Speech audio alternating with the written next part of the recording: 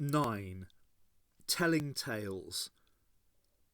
A relentless chittering sounded across the decaying city like an alarm. Along here! Ace found herself being forced off the open street into a shadowy passage. She was too faint with hunger to resist. Keep going! She ran or staggered because the figure she was with had a tight grip on her arm. Let go, will you? I'm protecting you. He brought her up abruptly beside a bare wall. Now where? She said, supporting herself against the wall. Up there. He pointed to a porthole about 10 feet up the wall's surface. You're joking! She looked at him for a moment, the first real chance she'd had. He was about her age, maybe a bit younger, thin-faced with fierce blue-green eyes. He had a dusty blue bandana wound tightly round his head like a pirate. Planted on top of it was a battered straw hat that was almost falling apart. The other people Ace had seen were wearing ragged and heavy coats. He wore a grubby medieval-style tunic of what might once have been red velvet, but it was hard with age now and ripped in a couple of places. If this was what passed for street cred round here, she didn't think much of the streets. Go on, beanbag, he grinned. Get up there. Why? She complained. I'm not Spider-Man. It's dangerous out here. If we get caught, you can do the talking. I gathered that. For some reason, either the effects of hunger or just this crazy place, she half expected a flight of stone steps instantly to appear, or a spiral staircase to wind its way out of the ground like a corkscrew. A ladder at least. There was no point in hanging around being patronised by God's gift to the hippie movement. She thought about making a run for it. Who says I'm better off with you? She said. How do I know what you're dragging me into? He was glancing around for possible danger. Tell you later. Like hell. She just wanted to curl up and be alone with her empty stomach. Stop arguing, Ace, he exploded. Now go on up there. Use the handholds. She couldn't believe it. Who told you my name? Up! She decided to stay. Somewhere she found another packet of strength to draw on. There were ribs and cracks in the surface for her hands and feet to grip, and she began to haul her way up. No, she said sharply as she felt his supportive hands on her legs. She reached the porthole and pushed against it. It gave in and she fell through with a yell, head first into the dark, tumbling down onto a stack of old clothes that had obviously been put there deliberately. She just lay on the heap. The porthole above clattered back on its hinge like a letterbox. Seconds later, he clambered through and landed amongst the clothes next to her. She looked across at him. There was just enough light filtering from the porthole to make him out, but not much else. Wait there, clumsy, he said, and disappeared into a shadow. Who's moving, she thought, but that was all she could manage. She slid into a woozy darkness for a moment, or an hour, or 100 years. Come on, beanbag, eat this. He was shaking her gently awake. Still half asleep, she picked the biscuit out of his hand and chewed on it. Even that was an effort. It tasted like sawdust mixed with sweet bacon fat, but she'd eat anything. Strangely, she felt a better feeling creeping through her almost immediately. He passed her a leather sachet of tasteless water. As she swigged at it, he studied her carefully. Hello, he grinned, tilting his hat at a stupid angle. I'm Shonzi, and you're called Ace. Her instinct was to get very angry, but she curbed it and said, How do you know that? He shrugged. Rumour gets around. Rumour? What rumour? About names. They're just words, aren't they? They travel fast, not like real people. People take longer.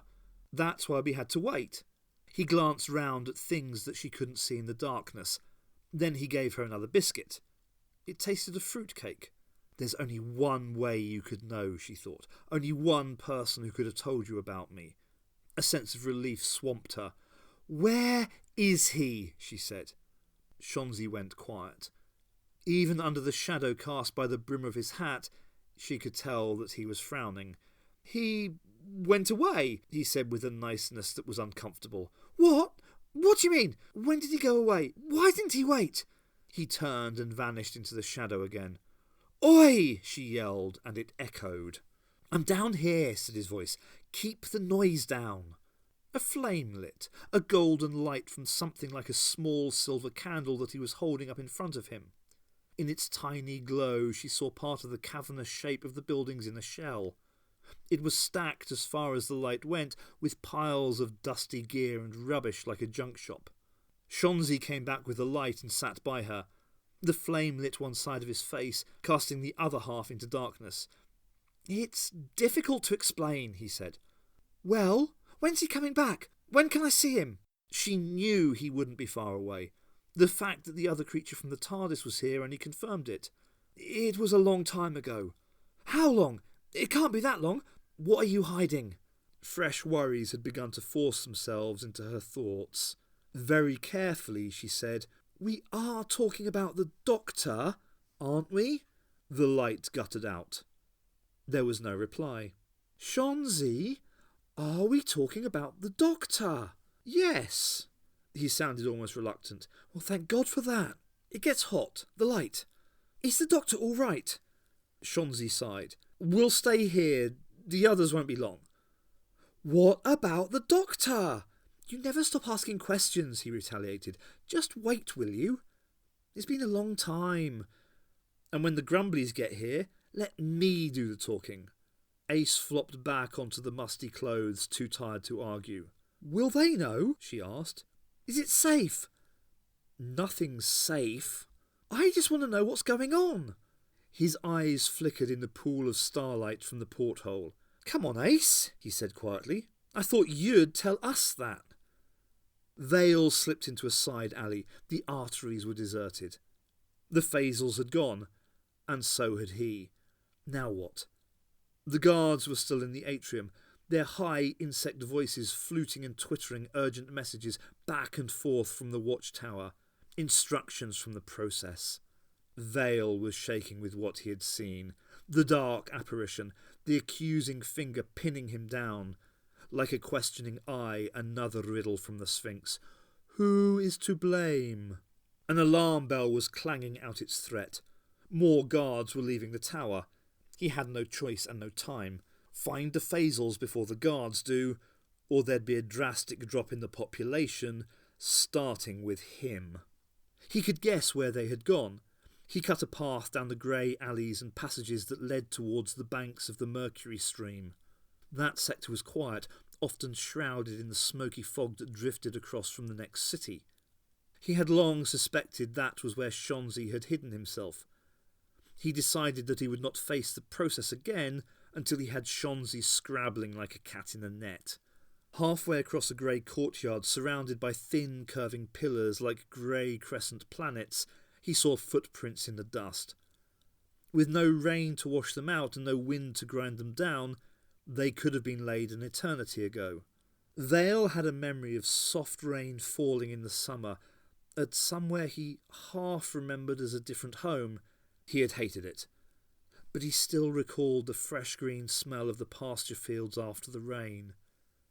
In the dead city, only the fall of fresh dust could smother the footprints away. He hated that more. These footprints had a fresh silvered glint. They led off between two monolithic slabs of tilting stone that supported a massive dodecahedron on their summit like the cinder of a fallen star. As Vale ducked under the arch, an armoured claw caught his arm and pinned him to the stone. He stared up at the quivering mass of red eyes on the guard's brutal head. The sharp mandibles like a beak marked it out as the guard captain itself.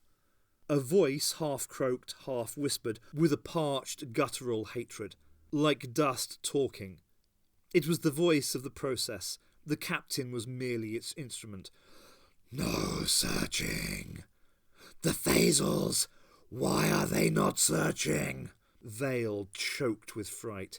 He struggled to recover the fawning manner he reserved for dealing with his monstrous master.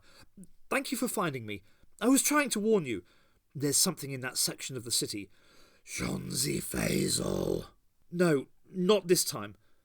The rough armoured claws were gripping under his arms, sliding him up the wall. His feet kicked out hopelessly for the ground. "Searching. The process orders it. Why no searching?" Even at second hand, an encounter with his master filled Vale with nausea. "Talk to the guards. They saw what happened. We need a massive sweep through that section. Take the whole area apart." The voice gave a rasping grate of rage. The captain raised Vale high and flung him into the dust. "The city. Disturbance in all phases. Dangerous time shifts. Why?" Vale began to haul himself up. The process's temper was worsening. One day it would be death by temper for them all. "I'll find out. Let me go and I'll find out for you." The captain's body twisted with the hatred that flowed through it. It loomed over him, black against the star field overhead. "You are forfeit. I need no longer." This was the dismissal he had dreaded. "I'll find Shonzi too, I swear it." "The future. Find that too." Even in the harsh croaking, there was a note of sarcasm. "Yes, yes." "Not so far." "Then I'll find it now." "Now. It is always now." The captain's eyelet clusters spread wide, each optic nodule moving by itself to catch every detail of its surroundings, like two water anemones clinging to the sides of a polished rock. Even when it screamed, the dry, harsh voice of the process came like a shouted whisper. And it screamed a lot. "The world city. In the beginning, the process makes it all. But the doctor steals the future. Only now left. Now disrupts. Pattern changes. The future. Phasals must find it." "You need me to control them." "You are forfeit. Phasals. They learn to obey the process." "No," protested Vale. "The stolen future. It must be found." The monstrous guard turned and lurched away along the passage. "Wait!" But the process never listened. It just issued impossible instructions and expected results. Vale leant heavily against a carved grey lectern, a bird of prey that struggled in frozen flight halfway out of a wall. He stared after the captain with a look of desperation. Something slipped into his eyeline. He scooped up a stone and flung it in spite at the silver-coated cat that was watching him from a portal. The stone's impact flung up a cloud of dust.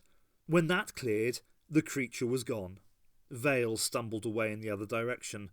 He had endured the process's rages before, but how could he survive outside the monster's service? He was getting angry. Nor could the process survive without him. There were ways to regain its favours. His position would be restored once he brought the monster Shonzi. Ace could hear Shonzi's voice.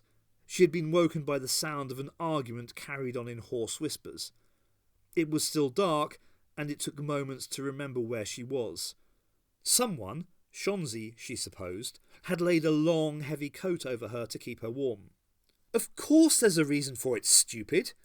It's an occasion. Isn't that when you're supposed to celebrate?" His voice came from a little way off. Another man's voice, older and deeper but equally agitated, came in response. "This food is for emergencies. You had no right to break it out." "It was me that got it for you in the first place," muttered Shonzi. "I'll get you more if you need it." A woman's voice cut in, this one more gentle. "I don't understand what we have to celebrate anyway. And I can't wear that." "Why do you always have to be so boring?" Shonzi complained. "It's another one of his games," said another, less stuffy male voice. "Not a good time for that now, Shonzi. Big trouble outside. Nothing to dress up for." "Another time, eh?" "Surely we're not going to stay here," added a second female, more cultured than the first. "There could be guards at any moment." "You're all going to enjoy yourselves," came Shonzi's voice through clenched teeth. "Stupid grumblies. Now who wants another biscuit?" Ace turned over on her musty bed. A panelled silk screen blocked off the rest of the hall, or rather, blocked her in. There was a candle flame glowing on the other side, which cast shadows onto the screen's surface. "Well, I'll have one," said the first, gentler woman. "I want to know what's happened. What exactly are we supposed to be celebrating?" A tall, slender shadow moved across the screen, followed by a bulkier shadow. "Come on, Peccary," said the friendlier man. "They haven't found us here before. At least let's eat something before we move." There were moments of movement when shadows slid back and forth over the silk. Then Shonzi said, "Peccary, remind me of what happened in the beginning." "This is not the time," complained the second woman. "Oh, yes it is, Nonny," said Shonzi. "You'll soon see why, but I was too young to remember it." Ace sat up. "Very clever, Shonzi," she thought. "This is all for my benefit, isn't it?" Beside her, she saw that he had left her another biscuit on a white shell that acted as a plate. There had been silence for a few moments. Then the younger woman said, "We need a tale, Peccary. We need the same memories to stay as a crew. If not, we're cut adrift from each other." "I don't remember it well," said Peccary. "There are changes each time it is told. The truth mingles into the wishes of what might have been." Ace watched their shadows settle. She bit gently into the biscuit, which tasted like spiced chutney. "Get on with it, Peccary," she thought. "I'm sitting comfortably." "Once, before this time, when we were younger and our thoughts were shared, we flew in a ship between other times and we lived in a different world. The memories of that world are locked away from us, but one day we will find a key to release them. Now, on one flight our ship was beset by storm and mutiny. It foundered in the oceans of the infinite. Another ship came upon it, and seeing its predicament, sought to capture it as booty. In that empty ocean between times, where nothing exists outside thought, the two ships rammed and slid together like passing ghosts. They were shattered and lost, and the crew was pitched into the tumult. But the gods, the Menti Celesti who know all things, sheltered us from the storm in their cupped hands, and we awoke on a new land. There we beheld many wonders and works of great mystery. All this world was a great city where time flowed strangely and was fed by many tributaries. It is the terrible world of future legends where people meet their memories and the full of their lives is spread before them. In this place our thoughts were turned in on themselves and were no longer shared. Each one's thoughts were his alone, and we despaired." There was another long silence as the shadows sat unmoving, wrapped in the general gloom. "That's not the end," complained Shonzi. "What about the last bit?" "It's not a bit," said Peccary. "It's a stanza." The bulkiest shadow leaned forward and stretched out its arm. "Ryogus Talim," said the tall shadow of the older woman. "That is your second biscuit." "He's hungry," said the younger woman's voice. They sat and waited. For a moment, Ace imagined she heard the muffled chittering of insect voices. Then Captain Peccary began again. "Now, the process that created this world had a cold, dark heart and sought to enslave us. For the cruel doctor, who was captain of that other ship, had, by some caprice of the gods, also come to this world. And by his arts he had stolen the future from the process. There is only now." "Now? There is only now?" interrupted Ryogus, his mouth full. "You forgot." "And other details have changed as well," added the younger woman. Ace saw Peccary's shadow shift uneasily as he continued. "The process fought a great battle with this doctor and swept him away. But nowhere could it find the stolen future. It was angry and sought to exact its rage on others. Amongst us there was one whose thoughts grew darker. He betrayed us to the process in exchange for his own freedom, and now we are the monster's slaves, trapped forever until the future is found and we remember." He paused for a moment, and then their voices all intoned. "The tale goes no further. It awaits its ending." "And you've got most of it wrong," said Ace, as she emerged from behind the screen.